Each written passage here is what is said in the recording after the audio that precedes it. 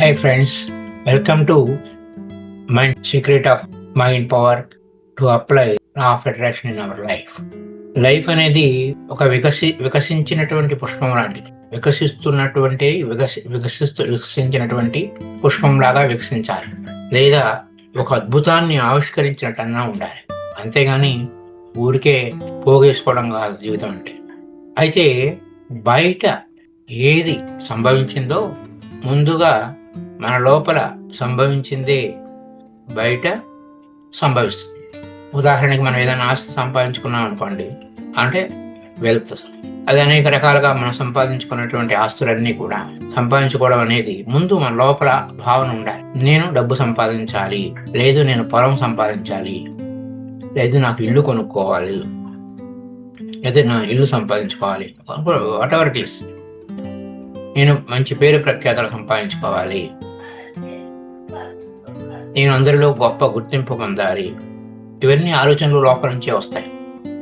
లోపల పుట్టిన ఆలోచనలే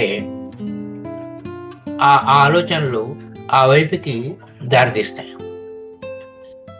ఏమి ఆలోచిస్తున్నామో దాన్ని ఆవిష్కరించడానికి అది మన ముందుకు సాక్షాత్కరింపజేస్తుంది మన మైండ్కి ఆ పవర్. అలాగే దాన్ని బట్టి మనం ఎరుకతో కాన్షియస్ అంటే మనం రెండు రకాలుగా చెప్పుకుందాం అనుకున్నాం మైండ్ గురించి. అఫ్కోర్స్ డెప్త్గా వెళ్ళే సబ్జెక్ట్స్ కొన్ని ఉంటాయి, సైకాలజికల్గా మనం ఇంకో రకంగా కూడా చెప్పచ్చు. దాని గురించి మనం వరీ కావద్దు. Just 2 minds, conscious mind and subconscious mind. Conscious అంటే బయట మన ఇంద్రియాల ద్వారా, మన ఆలోచనల ద్వారా, వీటి ద్వారా మనం వ్యవహరించే డే టు డే లైఫ్లో వ్యవహరించేటువంటి ఆ కాన్షియస్గా ముందుగా కాన్షియస్గా మనం ఆలోచించాలి. All positions is based on consciousness. నాకు అది కావాలి, ఏదైనా చూసాను, కారు చూసాను అనుకోండి, నాకు ఆ కారు బాగుంది, నాకు అది కావాలి అనేటువంటి కాన్షియస్ ఆలోచన నీకు స్పృహ వస్తుంది. అది కొంతమంది ఇల్లు చూస్తే అబ్బా బాగున్నాయి, వాళ్ళు బాగా కట్టుకున్నారు, మనకు కూడా ఇలాంటి ఇల్లు కట్టుకుంటే ఎంత బాగుంటుంది అన్న కాన్షియస్ మైండ్. అంటే నువ్వు బాహ్యమైన ఇంద్రియాల నుంచి గ్రహించిన విషయాల పట్ల ముందు కాన్షియస్గా స్పృహ పెట్టుకుంటాం. ఆ తర్వాత ఎలా లాభం వస్తుందంటే gain is the result of an accumulative consciousness. ఆ స్పృహని కేంద్రీకరించాలి, కాన్సన్ట్రేషన్ చేసుకోవాలి. అంటే ఒకసారి కాదు, 10 సార్లు నాకు అవన్నీ ఉన్నాయి, నా దగ్గర నాకు పరిపూర్ణమైన ఆరోగ్యం ఉంది, నాకు పరిపూర్ణమైన సంపద ఉంది, అబండెన్స్ ఉంది, అంటే సమృద్ధి సంపద. ఇలాంటి విషయాలన్నీ కూడా మనలో ఎప్పుడైనా అలా మన ఆలోచన విధానం ఉన్నప్పుడు అవి ఓవర్ అగైన్ థింకింగ్, ఫీలింగ్ అనే పాయింట్ మీద వెళ్తుంది సబ్జెక్ట్. ఆ విధంగా result of an accumulative consciousness, నాకు అది కావాలి అని పదే మన ఆ భావనని పెట్టుకున్నప్పుడు అది రిజల్ట్ వచ్చేస్తుంది. ఒకే ఆలోచన, ఇంకా వేరే ఆలోచన లేదు. ఏది కావాలో దాని మీద దృష్టి పెట్టడం అంటే కేంద్రీకరించావు, గురి పెట్టావు, ఆ గురి తప్ప ఇంక వేరేదేది కనపడలేదు. ఆ విధంగా మనకు ఆ లక్ష్యం సాక్షాత్కరింపబడుతుంది. ఇప్పుడు అలా కదండి, నేను గురి పెట్టాను, నేను అనుకున్నాను, కాలేదు అనేటువంటి దానికి కారణం ఏంటి అనే పాయింట్కి వస్తే, నువ్వు పరిపరి విధాలుగా నీ కాన్షియస్నెస్ నువ్వు దృష్టి పెట్టావు, కానీ ఒకే దాని మీద పెట్టకుండా పరిపరి విధాలుగా అటో ఇటో, దానికి ఆపోజిట్ రివర్స్ మరొక విధంగానో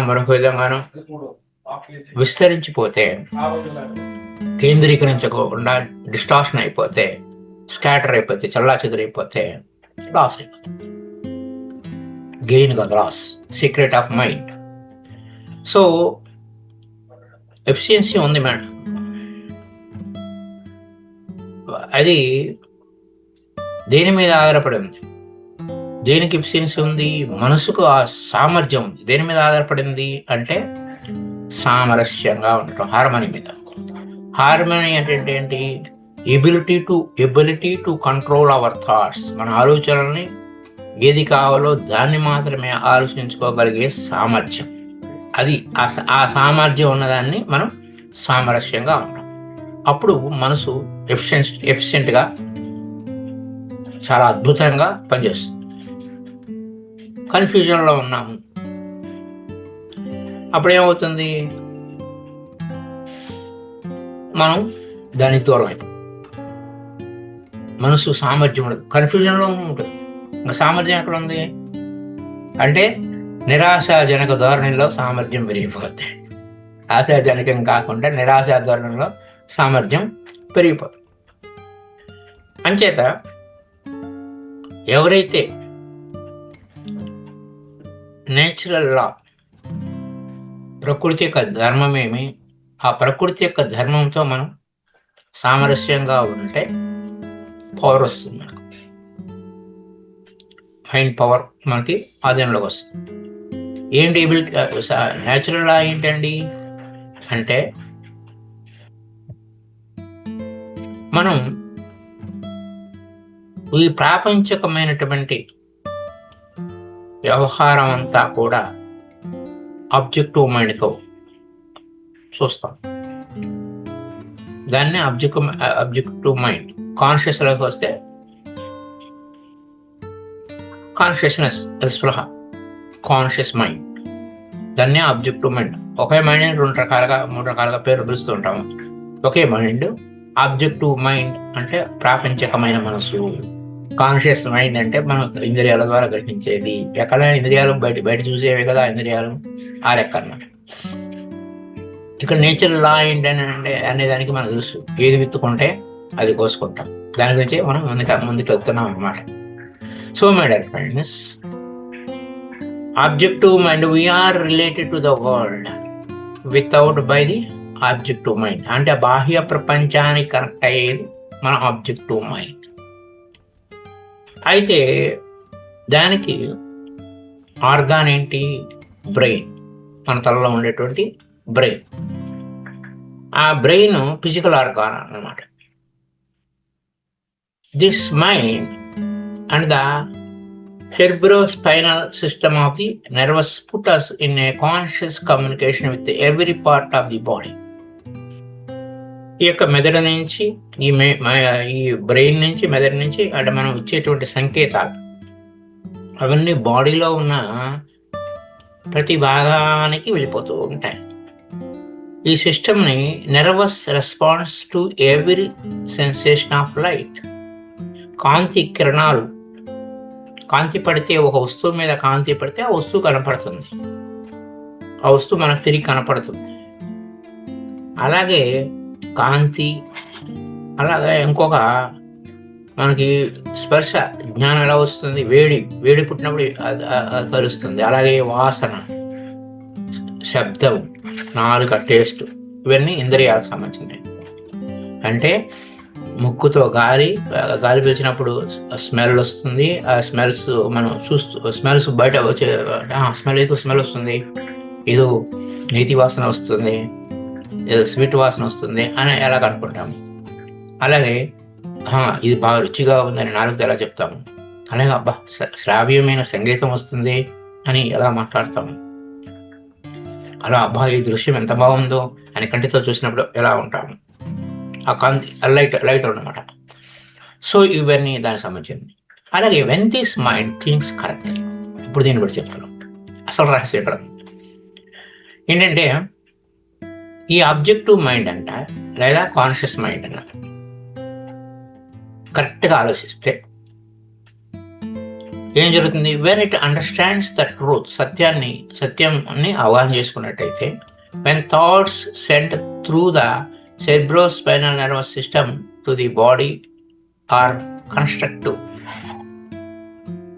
మనం ప్రకృతి యొక్క నియమాన్ని కరెక్ట్గా ఆలోచిస్తే సృజనాత్మకమైన ఆలోచనలు మన శరీరంలో ఉన్న ప్రతి అణువును పంపిస్తాం. అణువుకి వెళ్ళిపోతుంది ఆ ఇన్ఫర్మేషన్.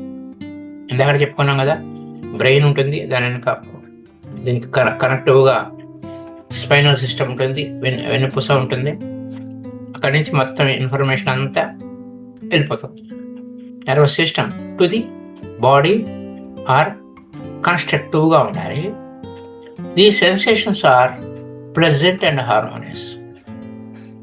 ఎప్పుడైతే సృజనాత్మకమైన ఆలోచనలు, నేను ఆనందంగా ఉన్నాను, హాయిగా ఉన్నాను, ఆరోగ్యంగా ఉన్నాను, అద్భుతంగా ఉన్నాను అన్న ఆలోచన మన శరీరం అంతా వ్యాపించిపోయినప్పుడు, నేను ఉత్సాహంగా ఉన్నాను, అద్భుతంగా ఉన్నాను, I'm powerful soul, happy soul, just like that. And example చెప్తున్నాను. అంటే when the mind thinks correctly అంటున్నాను. అక్కడ పాయింట్, మనసు నువ్వు కరెక్ట్గా ఆలోచిస్తుందా లేదా, దట్ ఇస్ ద క్వశ్చన్. అది కరెక్ట్గా ఆలోచిస్తే నీకు ఏమి సంకేతాలు పంపిస్తుంది మెదడు ద్వారా అంటే ఈ సత్యం తెలుసుకొని when thoughts sent through the cerebrospinal system అంటే మెదడు నుంచి వెన్నుపూస నుంచి మొత్తం అంతా బాడీ అంతా ఇన్ఫర్మేషన్ వెళ్ళిపోతుంది.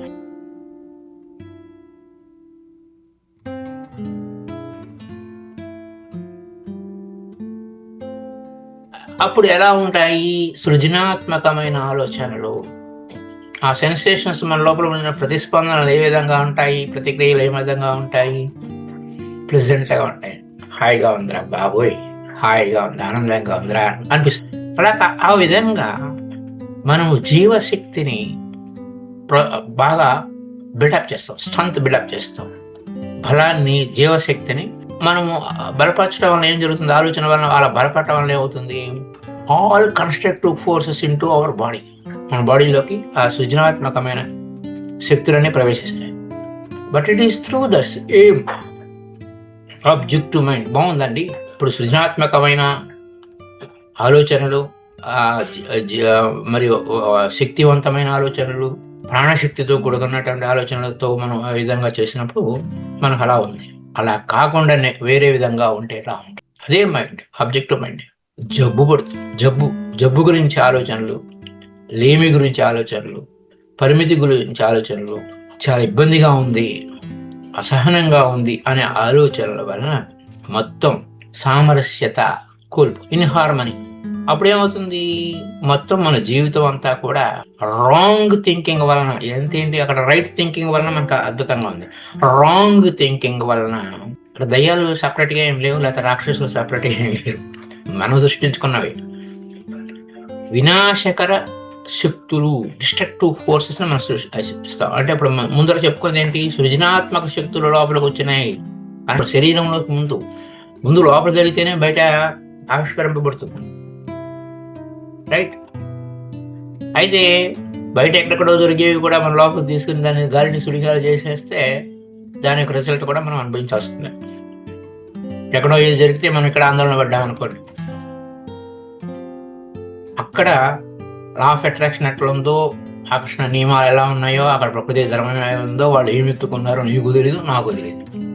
కానీ ప్రపంచంలో జరిగే అన్ని విషయాలకి ఇక్కడ ఆందోళన పడుతూ కూర్చుంటే ఆ డిస్ట్రక్టివ్ ఫోర్సెస్ని నువ్వు కూడా ఒక చేసావు, బలపరిచావు అన్నట్టు.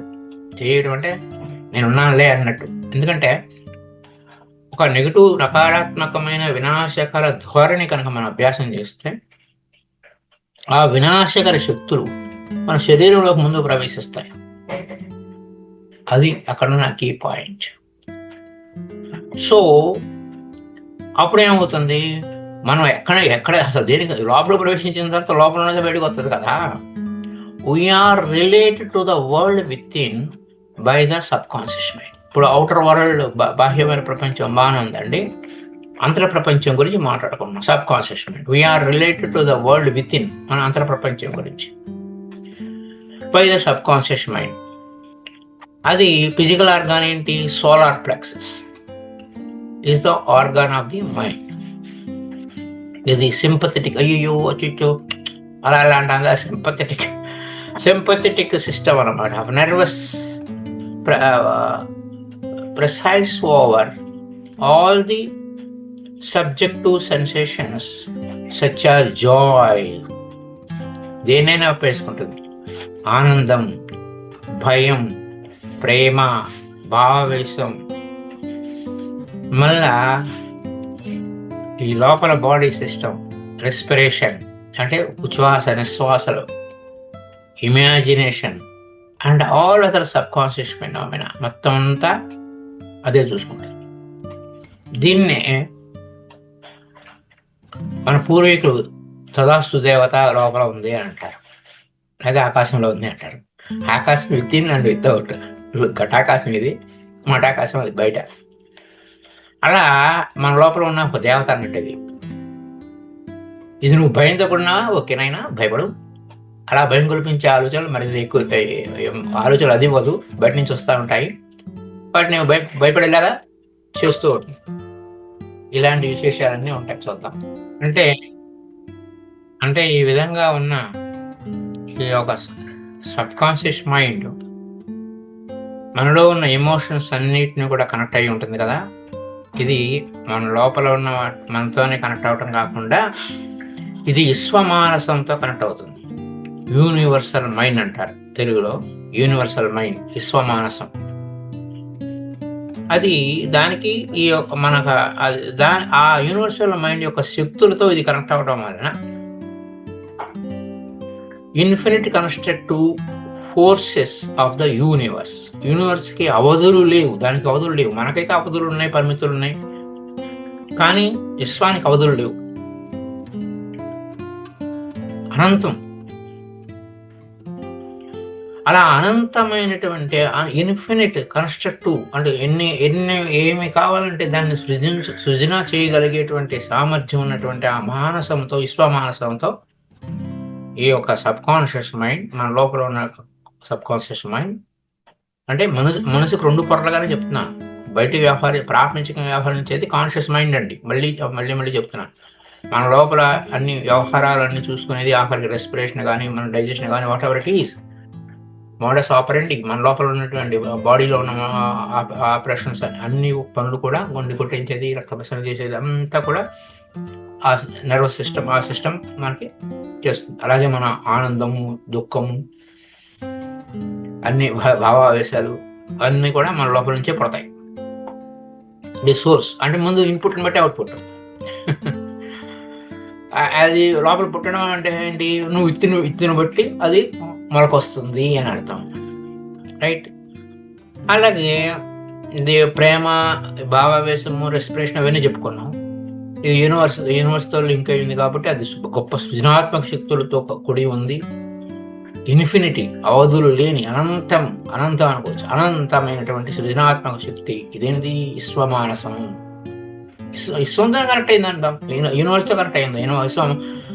యూనివర్సల్ మైండ్ అన్నారు, యూనివర్స్ అంటారు, మనకి పర్లేదు. ఓకే, ఇది పరస్పరం చట్టాపట్టాలు వేసుకుని కాన్షియస్ మైండ్ నువ్వు ఏది విత్తుకుంటే అదే కోసుకుంటావు అన్న సత్యం నీకు తెలుసు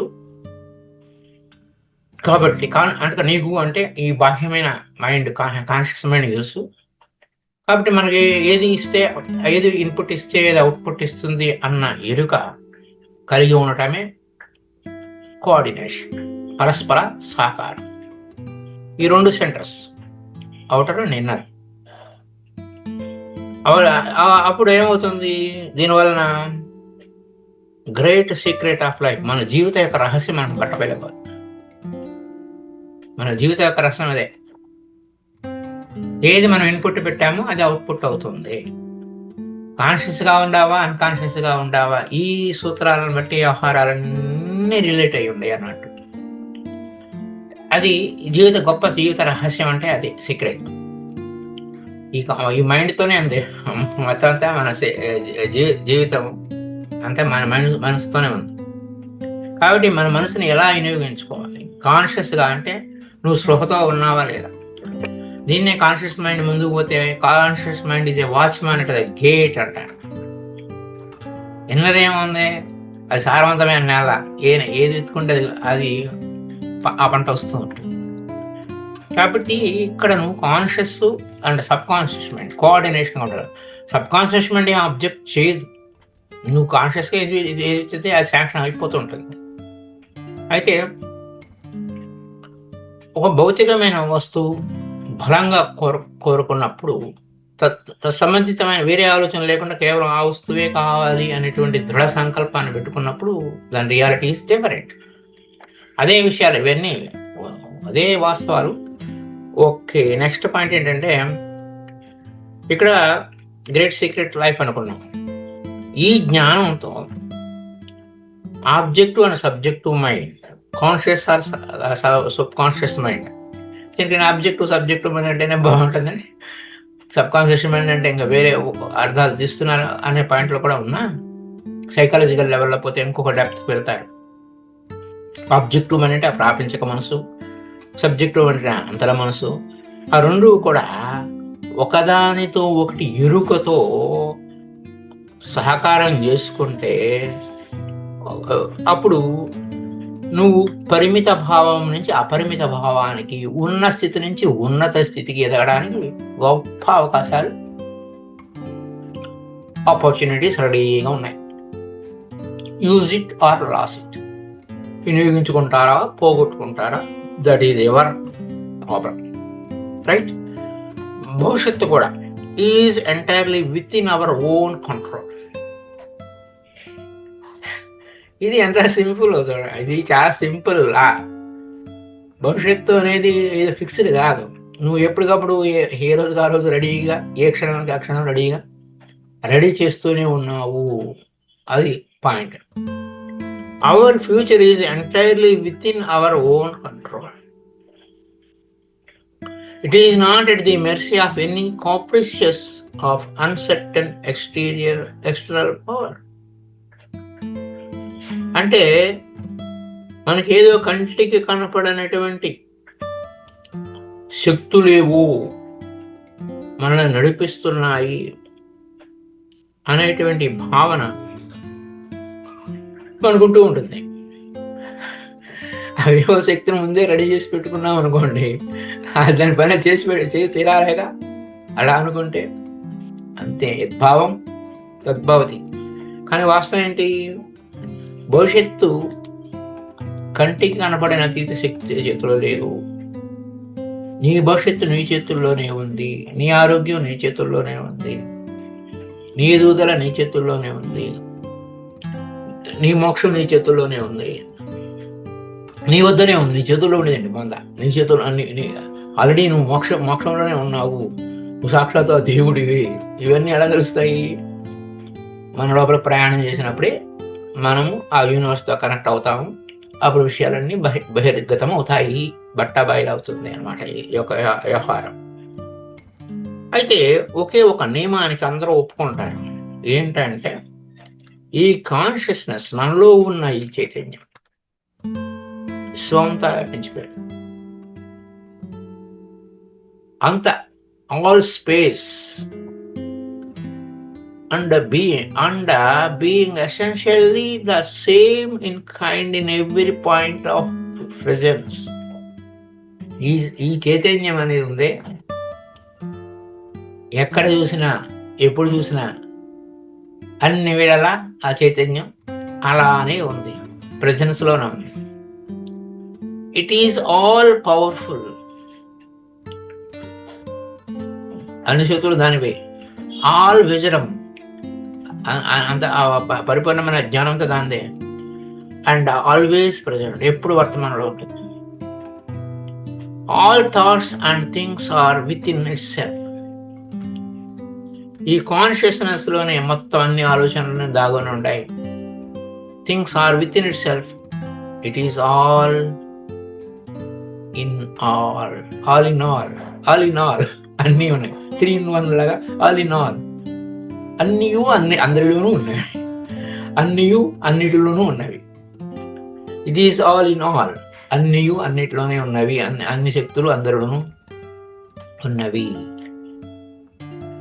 అప్పుడు మనం ఏం చేయాలి అనే విషయాలు రేపటి ఎపిసోడ్ చెప్పుకుందాం, నెక్స్ట్ ఎపిసోడ్ చెప్పుకుందాం. రేపటి వల్ల రకరకాల ఇష్యూస్ ఉన్నాయి దాన్ని బట్టి. ఓకే అండి, thank you. Happy day to you all.